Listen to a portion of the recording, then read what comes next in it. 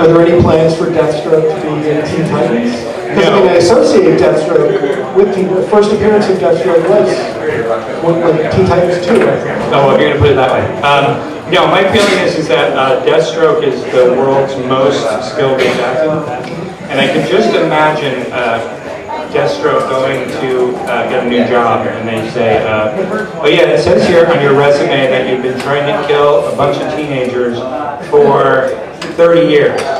And he'd be like, yeah, I have, but, and they'd be like, how'd that work out? And he's like, well, not so good. So it's like either he's the most skilled assassin in the entire world, or he's not. So that's something that we're saying didn't happen. You know, he has. Oh no, I wouldn't say it didn't happen. I'm just saying it's not. You know, it's just not. You know, worth bringing up because it would underscore his lack of success in trying to kill these teenagers. That's my impression. You can ask Kyle what he feels, but that's my impression. Because there was a 10-year layoff, is that what made it possible? Layoff? I'm calling it a layoff? Well, 10-year distance between Marvel and DC, yes. Is that a big no-no? I mean, what is the sort of the policy of going from one company to another? Oh, I mean, I think a lot of people like Wade has been back and forth a lot of times. And, you know. Has it always been that way? Or is it like, because I know you're a comedian as well, and for a big time, there was like, you were either an improv comedian or you were a comedy store comedian. And certain people could go back and forth, but, you know, it was a big no-no. Well, I don't know. I mean, like, it depends on, I think it always depends on the team. Like, it's clear Quesada doesn't really have any use for me, so while he's there, I'll probably never work for Marvel, because he doesn't like me. So. And it's weird because you see all these Marvel Visionary books, and there's like tons of like Marvel Visionary books on all these guys, and like maybe a third of those Visionary books I've written. But for some reason, I don't. There's no Visionary book. Yeah, there's no Visionary book on Skeleton. It's so weird. So, hearts and letters, kids. So is that really freeing for you with the DC New in not being held to this long history? I mean, you're talking about, hey, if I want to use this Deathstroke thought out of this, you know, our editors would talk, and that's moving forward. In writing comics before, you know, a relaunch like this, how much would you feel burdened by existing continuity and history, or would you get told, oh, no, you can't do that, hold on, wait a minute. Well, it's a little hard getting into DC, but like, I'll give you an example. Like when I was at Marvel, when I was writing X-Men, I made it a point to constantly be, like instead of telling a Sentinel story, I would tell a Phalanx story. Instead of the Hellfire Club, I did the Upstarts. Instead of the Brotherhood of Evil Mutants, I did the Acolytes. Like I was always trying to phase out, instead of the Morlocks, I did G-Nation. I was trying to always phase out what had gone before to bring in a new set of villains, a new set of ideas, even if they were basically in that genre of, you know. So conceptually, that sounds like you are really behind what DC is doing with DC New. I mean, it doesn't sound that different. Yeah, I think so. I mean, this is really just like, this is kind of getting everybody at a starting line and pulling the, not pulling the trigger, but starting the fire, gunfire thing. Anyone?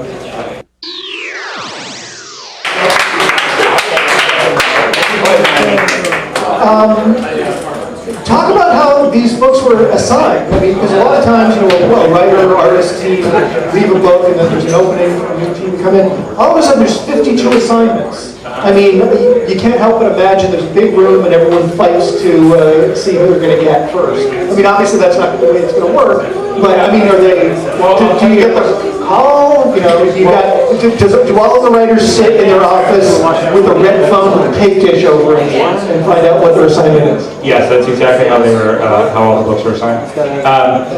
At that lunch that I had with Bob and Jim, it was discussed at that lunch. They asked me what book I was most interested in, and I said Legion of Superheroes. And they said no. How'd that work out? They said no. They said we will never touch Legion of Superheroes as long as you're alive. I'm like, okay. And then they said, what do you think about Teen Titans? I said, okay, that sounds interesting. And then I was originally asked to do Firestorm. And I had worked up a Firestorm pitch. I was just about to start the series. And Jeff Lemire, who was doing Superboy, decided he didn't want to do the relaunch Superboy. So I said, well, I have Superboy and Teen Titans. Can I have Superboy and Teen Titans? And they said yes. And so now I'm running Teen Titans and Superboy almost like a bi-weekly book. So, Okay. yeah. I mean, is there going to be lots of It's not like, you know, by issue, you know, the it's not story really- continues. You know, it just kind of feels like it's all taking place at the same time. So I think it'll be fun. It'll be like it's not like, you know, they say, it's not like somebody sneezes in Teen Titans and they say, God bless you in Superboy. It's just more like, you know, you're reading it and you realize that all these things are kind of happening in a concurrent path. So it's fun. You know, there was a point in time where comic books were very asterisk heavy. Hey, you know, as I haven't used this weapon in a while, you know, see issue 42. Was it issue 42? Yeah, that he used the repulsor ray. I'm guessing the asterisks aren't coming back anytime soon. No, in terms of the asterisks on the second issue of Teen Titans, actually. What is it referring to? A nerdtrite. A nerdtron. Does anybody know what a nerdtron is? Anyone? You do? You do? No, a nerdtron is a thing from the Legion of Superheroes. It's an impenetrable armor. But it's incredible metal like adamantium is in that marble. But it takes place in the future, so I wanted to use something like it, and they said, well, you can't use it because it's in the future. So I said, what about a nerdtrite, which is the precursor to what will eventually be That's using your noggin. and so that's referenced with an asterisk. And what does it? I mean, what does it say? I mean, you know. Oh, it says a nerdtron, an impenetrable experimental alloy, and then it says Precursor of. yeah, Miss Chase, science teacher, because that's my editor's name is Miss Chase. So we're getting back to that, you know, Marvel cute little asterisk.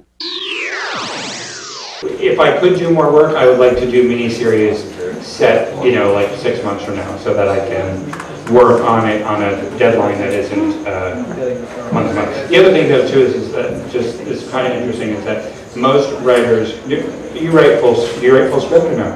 We were doing plot and then layout and then dialogue. That's what you're doing now still, or you were doing? We haven't done full script yet. Yeah.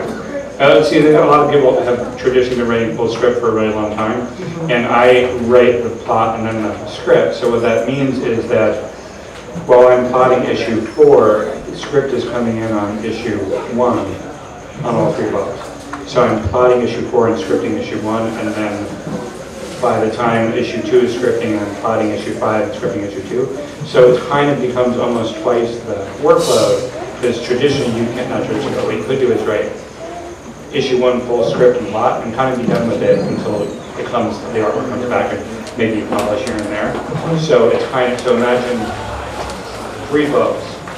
So at any given time I'm writing, you know, even though I'm doing 3 books, I'm actually doing 6 pieces of work. Yes. Each time I'm working. So that gets kind of, you know, gets a little...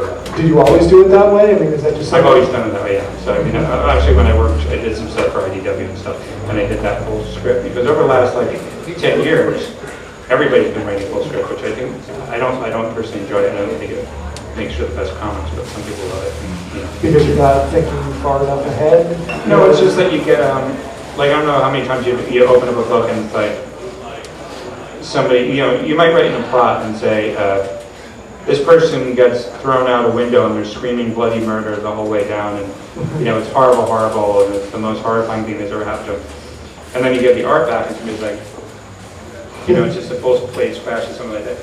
So you can write, you know, which would be in your original script, but if the art doesn't look like the story you're trying to tell, then to me what I've always found is like if I'm stuck with a guy like this, then I can write around it. I can write, you know, he crawls and he's in shock because, you know, everything he's ever thought of is... You can change the actual text yeah, so to it match. allows you, yeah, it allows the writer to become like the director, kind of the final cut. So whereas if you Fix write it in post.